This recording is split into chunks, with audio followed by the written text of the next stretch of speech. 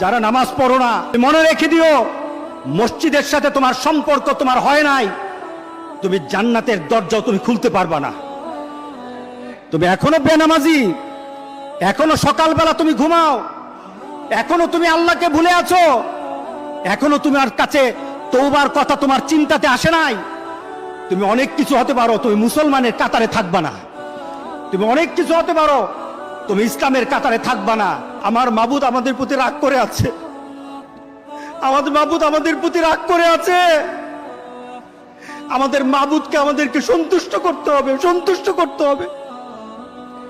যিনি গজব দিয়েছেন উনি আমাদেরকে বাঁচাবেন। আমরা আমাদের মাবুদকে রাজি করতে হবে।